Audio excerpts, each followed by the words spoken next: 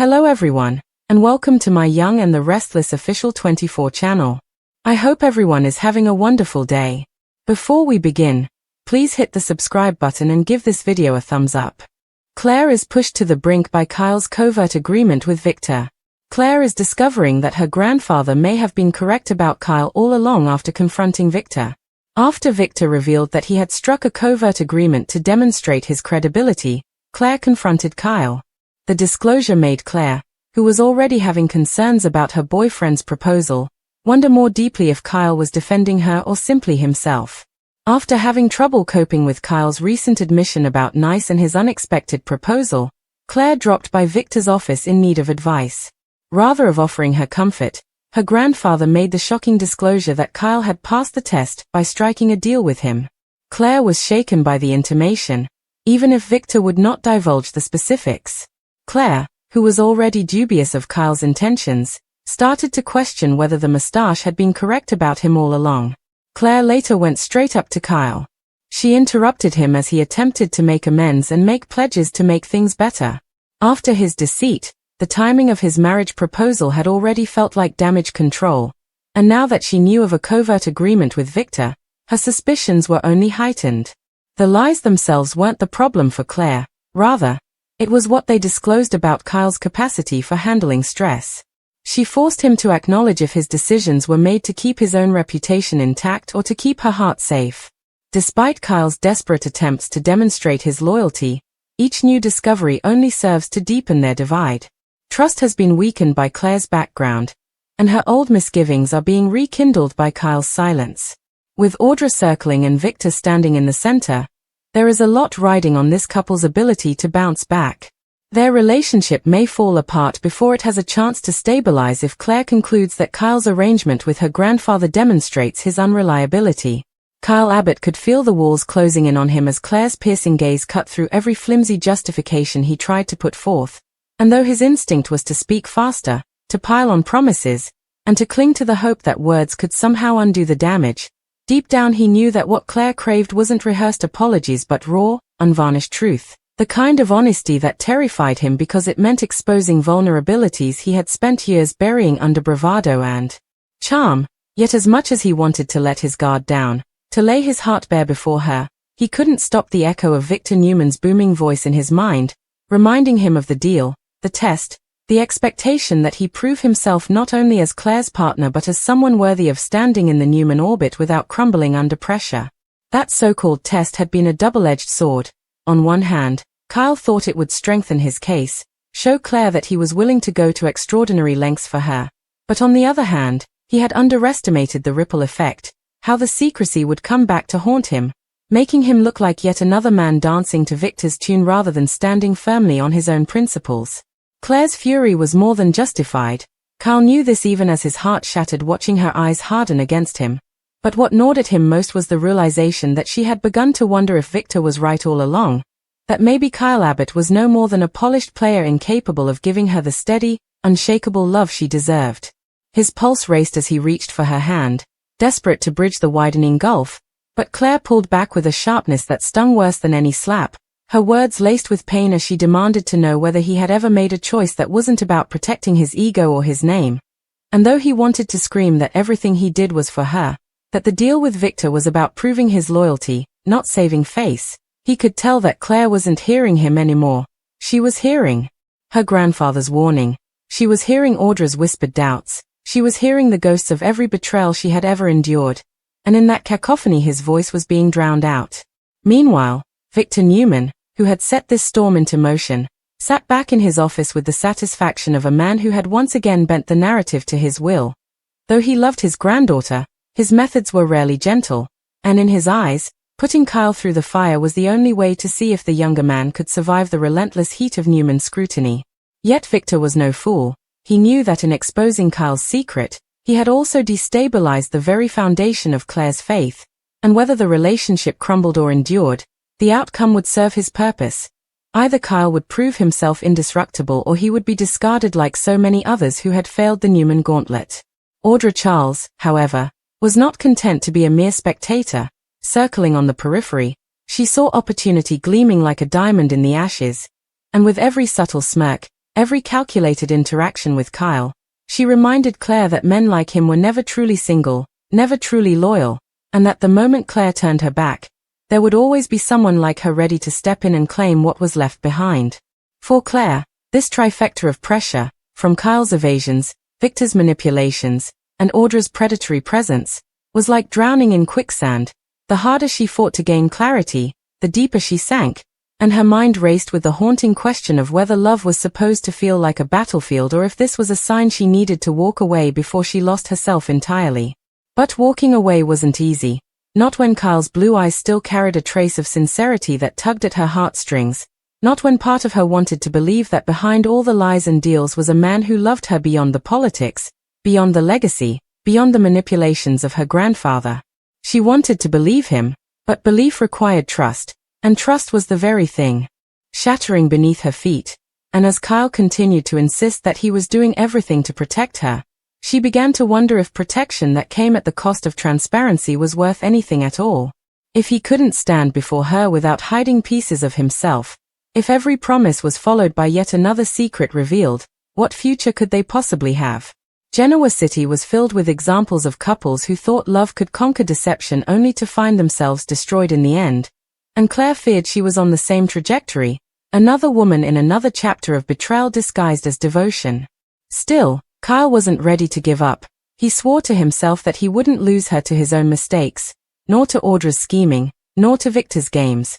But the challenge he faced was monumental, for to win Claire back he would have to dismantle every layer of his carefully built armor, admit not only to his deal with Victor but to the deeper fear that drove him, the fear of never being enough, of always being seen as the spoiled abbot who needed others to prop him up rather than the man who could stand on his own 2 feet. And as the storm raged between them, Claire stood at the brink of a choice that would define everything. Whether to take the leap of faith and risk being broken again, or to walk away from Kyle Abbott forever, her heart scarred but her pride intact, leaving behind a man who might never learn how to love without conditions or strategies. The air between them thickened with silence, but underneath that silence was the weight of destiny, a truth neither could escape, that in Genoa City, love was never just love. It was always entangled with power, legacy, and betrayal, and only the strongest survived without losing themselves completely. Claire Newman's emotions reached a fever pitch in the days following Victor's revelation, and though she told herself she needed space to think, every step she took through Genoa City only seemed to lead her closer to more conflict, more reminders of how fragile her relationship with Kyle Abbott had become, until the inevitable moment arrived when she found herself face to face with Audra Charles. The one woman she least wanted to see and yet the one woman she knew she could not avoid forever. For Audra had been circling like a hawk, her predatory instincts sharpened by the scent of trouble between Kyle and Claire, and when their eyes met at society, the tension was so thick it silenced the room around them. Audra, never one to waste an opportunity, leaned in with that sly smile of hers, a smile that carried the weight of both pity and provocation, and murmured something about how difficult it must be to realize that the man you love might have more loyalty to your grandfather than to you. A dagger cloaked in velvet, and Claire, though she had promised herself she wouldn't give Audra the satisfaction of a reaction, could feel her blood boil as every word seemed to echo the fear already festering in her mind, that Kyle's heart was not hers to claim, that his allegiance lay wherever it benefited him most.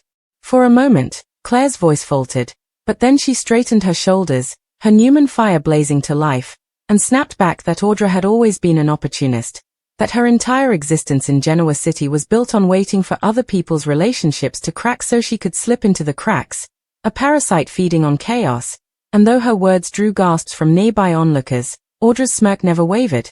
If anything, it deepened, as she purred that Claire was proving her own point. If she trusted Kyle so much, why did she even feel threatened by another woman? That insinuation sliced through Claire's defenses, forcing her to admit to herself that yes, she did feel threatened, not because she believed Kyle truly wanted Audra but because she feared that her grandfather's warning was proving true, that Kyle's weakness under pressure might push him toward the path of least resistance, and in Audra's relentless persistence, that path was always open. The confrontation escalated, voices rising, until Nick Newman himself had to intervene to prevent the scene from devolving into a full-blown spectacle. But the damage had been done. Claire had exposed her insecurities, Audra had cemented her role as the ever-present shadow, and the entire city now buzzed with whispers that Kyle and Claire's engagement might already be unraveling before it ever reached an altar. Meanwhile, in his office, Victor Newman poured himself a glass of bourbon and allowed a rare smirk of satisfaction to cross his face, because whether his granddaughter saw it yet or not, the storm he had unleashed was precisely the kind of crucible he believed was necessary to separate strength from weakness. In Victor's world, love was never just about affection. It was about endurance, resilience, and the ability to stand tall even when manipulation and betrayal swirled around you. And if Kyle Abbott crumbled under this pressure, then so be it. Better Claire learn now than waste years on a man who could not withstand the Newman gauntlet. Still, even Victor could not deny a flicker of regret as he thought of the pain etched across Claire's face when he told her of Kyle's test. He loved his granddaughter in his own fierce way, but he had never been one for coddling, and though he believed the truth would ultimately fortify her, he also knew that heartbreak was a brutal teacher, one that left scars even Newman's strength could not always erase. As for Kyle, he spiraled deeper into guilt with each passing day, replaying the confrontation with Claire in his mind like a broken record, torturing himself with the memory of her voice trembling as she asked whether he had ever chosen her for her sake and not for the sake of his reputation. And though he longed to run back to her, to beg for another chance, he realized that words alone had become meaningless currency between them, that only actions could prove his sincerity now. Yet what actions could possibly undo the damage when the very foundation of their relationship had been shaken by secrecy? His chest tightened with every glimpse of Audra lingering nearby, every whisper that Claire's trust had shattered, and the fear that he might lose her forever gnawed at him until sleep became impossible, his nights spent pacing, his days consumed by desperate strategies to win her back. In his most vulnerable moments, Kyle admitted to himself that perhaps Victor had been right, not in questioning his love for Claire, but in recognizing his weakness, his reliance on half-truths and damage control rather than radical honesty, and though he wanted to change, to become the man Claire needed, he wondered if it was already too late, if his chance had slipped away the moment he let Victor Newman's manipulation dictate his path. For Claire, the torment was equally suffocating. She loved Kyle. There was no denying that. But love without trust was like a house built on sand, collapsing with every tide, and every time she closed her eyes, she saw not the man she adored but the man who had concealed, bargained, and compromised, leaving her to question whether she had ever known him at all. The Newman in her screamed to cut ties, to stand tall, to prove to Victor and to herself that she would never be a victim of deceit, but the woman in her, the vulnerable Claire who had tasted love and wanted so badly to hold on to it, whispered that maybe, just maybe, Kyle deserved a chance to prove himself outside the shadow of her grandfather's games. Torn between these dueling instincts, Claire reached her breaking point, standing alone on the balcony of the Grand Phoenix one night, staring out at the glittering city lights, wondering whether her future lay with Kyle, without him, or somewhere in between. And as the wind whipped through her hair, one truth echoed louder than all the rest. No matter what choice she made, her life would never be the same again, because in Genoa City, love was never simple, and once trust was broken, the scars it left could never be erased, only endured. Claire Newman had never been one to shy away from confrontation, but when she marched into Victor's office this time, there was something different about her energy, her posture rigid, her eyes blazing with a mix of betrayal and defiance, as though the weight of her grandfather's meddling had finally become too heavy to carry in silence. And though Victor had weathered countless storms from his children and grandchildren before, even he was caught off guard by the fire radiating from Claire as she slammed his office door shut behind her and demanded, without hesitation, to know why he had felt entitled to meddle in her love life with such ruthless calculation. "You don't get to play games with my future," she spat, her voice cracking but strong, her fists clenched at her sides, and Victor, unflappable, composed, sipping his bourbon as though her fury were nothing more than a gust of wind, merely arched a brow and reminded her that everything he did was for her protection. But that was the problem, wasn't it? Protection at the cost of autonomy, protection that made her feel like a pawn on his chessboard rather than a granddaughter he trusted to make her own choices. "You don't think I can decide who's good for me," Claire accused, her voice trembling with the weight of generational scars. "So you set up traps and tests, like I'm too weak to see the truth on my own. You tell me Kyle passed, but what you really did was make me doubt everything." Victor's reply was simple yet sharp, a verbal dagger cloaked in his trademark gravitas. "If you doubt him so easily, maybe he wasn't worth trusting in the first place. Those words, meant to be pragmatic, landed like a sledgehammer in Claire's chest, for they forced her to confront the very insecurity she had been trying to push aside, that perhaps she was not questioning Kyle because of Victor's interference alone, but because a part of her already suspected the worst. Tears pricked at her eyes, but she refused to let them fall in front of her grandfather, refusing to give him the satisfaction of seeing her broken. She turned on her heel and stormed out, her heels clicking like thunder down Newman Tower's polished floors, leaving Victor to his bourbon and his unshakable belief that he had once again acted in his family's best interest, even if they hated him for it. Meanwhile, Kyle Abbott was running out of time. He had watched Claire's distance grow, her eyes shutter when she looked at him, her silence stretch longer with each unanswered text, and he knew that if he didn't make a bold move now, he might lose her forever. But boldness carried risk. And for Kyle, risk had always been a double-edged sword. His instinct was to strategize, to maneuver behind the scenes, yet those very instincts had driven Claire away.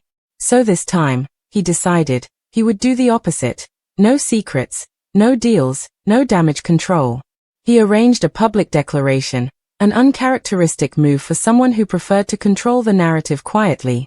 At society, with half the city watching, Kyle stood before Claire, his voice raw, his demeanor stripped of polish, and admitted not just to his mistakes with Victor but to the deeper truth he had been too afraid to say, that his whole life he had feared never being enough, living in the shadow of Abbott expectations, grasping for approval at the expense of honesty, and that his deal with Victor had been less about proving himself to her grandfather and more about proving to himself that he was worthy of her. He confessed that he had been wrong, that love built on tests and secrets wasn't love at all, and that if she chose to walk away now, he would let her go, not because he didn't love her but because real love meant giving her the freedom to decide for herself without manipulation. The room fell silent, whispers rippling through the crowd, and for a flicker of a moment, Claire felt the sincerity in his words break through her defenses, but before she could respond, Audra Charles made her move. Audra had been waiting in the wings, her timing impeccable as always, and with a voice smooth as silk, she interrupted Kyle's heartfelt plea with a reminder of his track record. "Beautiful speech, Kyle, but how many times have we heard it before?" she purred, eyes locked on Claire like a predator locking onto prey. "He talks about honesty, about change, but when push comes to shove, he always chooses what's best for Kyle Abbott. And you, Claire, you deserve better than being someone's lesson in self-discovery." The cruelty in Audra's words was masked by the elegance of her delivery, but Claire heard the venom beneath the surface, the implication that if she forgave Kyle now, she would only be setting herself up for future heartbreak. The crowd murmured, torn between sympathy for Kyle and the cutting truth in Audra's challenge, and Claire felt her chest tighten with the unbearable pressure of it all. Her grandfather's voice in one ear, Audra's in the other, and Kyle's raw vulnerability before her. For once, she didn't know which voice to trust, or if she could trust any of them at all.